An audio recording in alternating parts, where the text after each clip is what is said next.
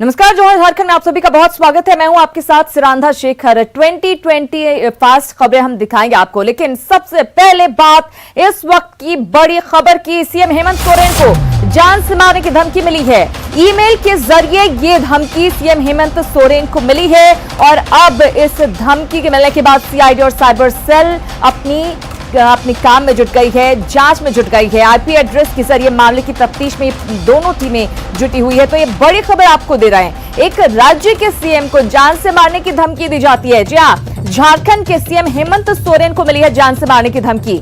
Email के जरिए यह धमकी दी गई है। अब किसने यह धमकी दी है, क्यों दी है, इसके पीछे उसका क्या मोटिव है, ये तमाम बातों की जांच की जा रही है। सीआईडी और साइबर सेल की टीम इस मामले की जांच में जुटी हुई है। ये पता लगाने की कोशिश की जा रही है कि उसका आईपी एड्रेस क्या है, उस लैपटॉप का या सिस्टम का जिससे ये मेल किया गया है। हमारे साथ ओम प्रकाश जुड़ गए, उनसे लेंगे ज्यादा जानकारी।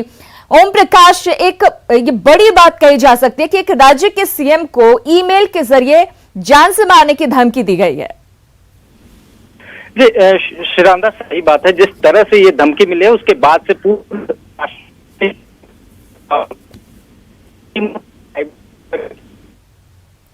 ओम प्रकाश से बातचीत करने की कोशिश करेंगे। कुछ तकनीकी खामी आ रही है, लेकिन इस वक्त की बड़ी खबर आपको हम आपको बता दें, ये झारखंड के मुख्यमंत्री हेमंत सोरेन को जान से मारने की धमकी मिली है। ईमेल उन्हें किया गया है जिसमें इस बात का जिक्र किया गया है। अब दोनों ही टीमें जो है, सीआईडी की टीम और साइबर सेल जुटी हुई है इस बात का पता लगाने में कि उस सिस्टम का आईपी एड्रेस क्या था जिससे ये मेल भेजा गया। संजय सिन्हा लाइव हमारे साथ जुड़ गए, उनसे लेंगे ज्यादा जानकारी। संजय, एक राज्य के सीएम को जान से मारने की धमकी, आखिर कौन हो सकता है ये शख्स? क्या कुछ जानकारी मिल पा रही है? जांच की शुरुआत हो चुकी है।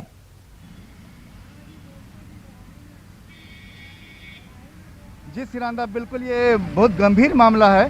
सीएम हेमंत सोरेन को मेल के जरिए धमकी मिली है जान से मारने की। फिलहाल तो सूचना हमें मिल रही है कि जो भी सीआईडी और साइबर सेल की टीम है पूरी इसको मामले की जांच में जुटी है, लेकिन पूरी गोपनीयता रखी जा रही है सिरांदा, ताकि इसमें के पीछे कौन है, राजनीतिक प्रतिद्वंदिता है या इसके पीछे कोई अपराधी है या कोई दूसरे लोग हैं जिसके पीछे। इसलिए कुछ भी अभी लोग जो है साइबर सेल की टीम या आपको सीआईडी की टीम कुछ भी अभी शेयर करने की स्थिति में नहीं है। पूरी गोपनीयता रखी जा रही है सिरांदा। बिल्कुल, लेकिन एक गंभीर मसला ये हो जाता है अगर किसी राज्य के मुख्यमंत्री को इस तरह से मेल भेजकर जान से मारने की धमकी दी जाती है। संजय,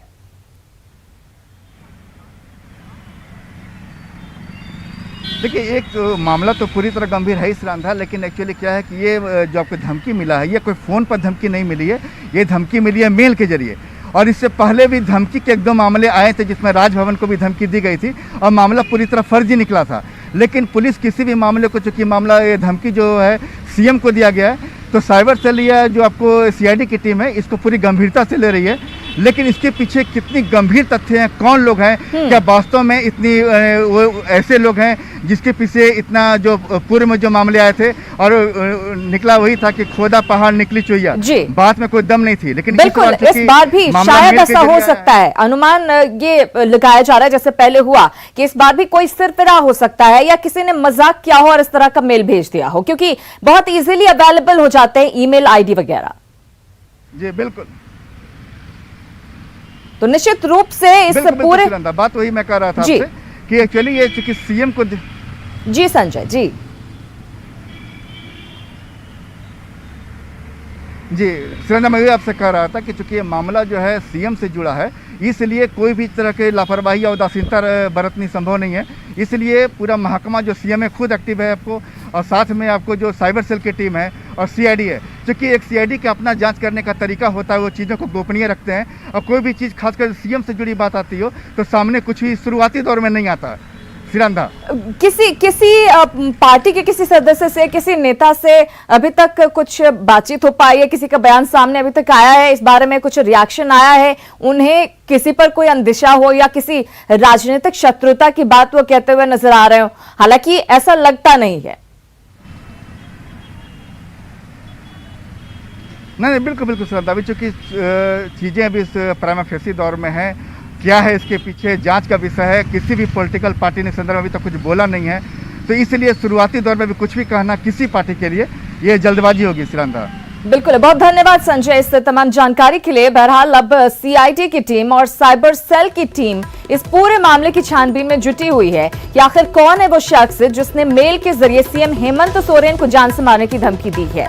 और इससे पहले भी राजभवन में इस तरह का धमकी भरा कॉल आया था और उसके बाद जांच भी की गई थी, लेकिन संजय बता रहे थे कि किस तरह से वो भी एक फर्जी कॉल निकला था, एक प्रैंक था, बस मजाक किया जा रहा था, इस तरह की कोई सीरियस बात नहीं थी। और हम उम्मीद करते हैं कि शायद इस बार भी ऐसा ही कुछ हो, क्योंकि मेल के जरिए ये धमकी दी गई है और बहुत आसानी से ईमेल आईडी किसी का भी उपलब्ध हो जाता है और यही वजह है कि सीएम हेमंत सोरेन के पास धमकी गई है। लेकिन इस मामले की गंभीरता कितनी है इसका अंदाजा तभी चलेगा, इसका पता तभी चलेगा जब पूरे मामले की जांच होगी और जांच में टीमें लगी हुई हैं। ओम प्रकाश हमारे साथ एक बार फिर से जुड़ गए। ओम प्रकाश, कितना गंभीर इस बार मामला लग रहा है? क्या टीमें कुछ बता रही हैं? हालांकि गोपनीय तरीके से इस पूरे मामले की जांच हो रही है क्योंकि जाहिर तौर पर मुख्यमंत्री से जुड़ा मामला है।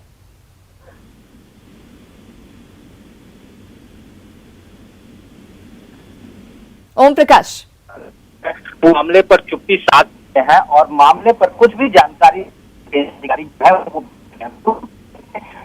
अधिकारियों की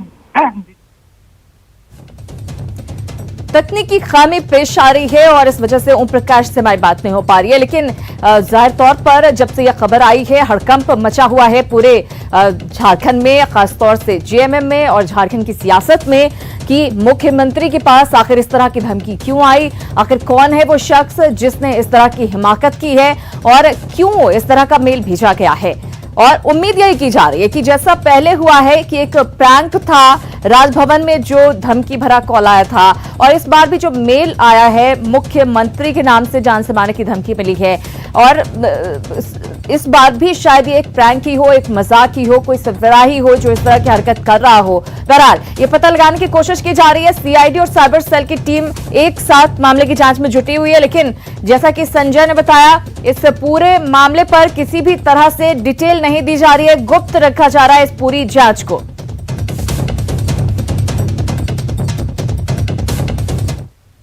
इस खबर पर अपडेट हम आपको देंगे, लेकिन कुछ और खबरों की बात कर लेते हैं। बड़ी खबर झारखंड के छात्रों से जुड़ी हुई। आज इंटर का रिजल्ट जारी किया जाएगा। झारखंड एकेडमिक काउंसिल के ऑफिस में दोपहर 1 बजे शिक्षा मंत्री जगन्नाथ महतो रिजल्ट जारी करेंगे। इंटर के साइंस, आर्ट्स और कॉमर्स के लिए 2,34,000 छात्रों ने परीक्षा दी।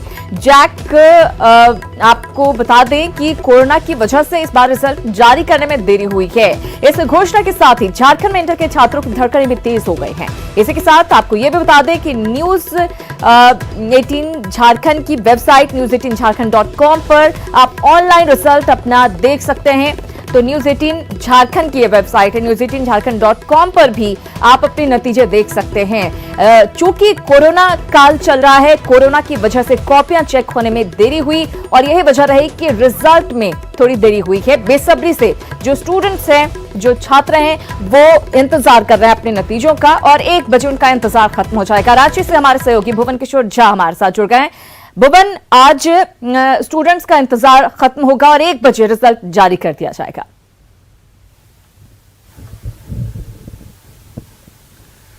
बिल्कुल सिरांधा, और जो प्रतीक्षा की जा रही थी, खास करके जो कोरोना के समय में जो परेशानी थी उसको देखते हुए जैक ने पूरी तैयारी कर रखी है और आज 1 बजे ये रिजल्ट प्रकाशित किया जाएगा। हमारे साथ हैं जैक के अध्यक्ष अरविंद सिंह जी, उनसे हम सीधे जानते हैं सर किस तरह से तैयारियां की गई।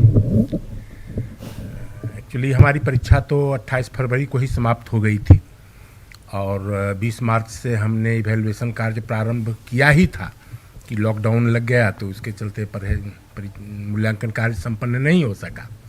लेकिन उसके बाद पुनः अपने विभाग और आपदा प्रबंधन से अनुमति लेकर के हम लोगों ने मई में 28 मई से प्रारंभ किया था और लगभग 25 जून को हमारा मूल्यांकन कार्य समाप्त हो गया और मैट्रिक का रिजल्ट हमने दे ही दिया था 8 जुलाई को।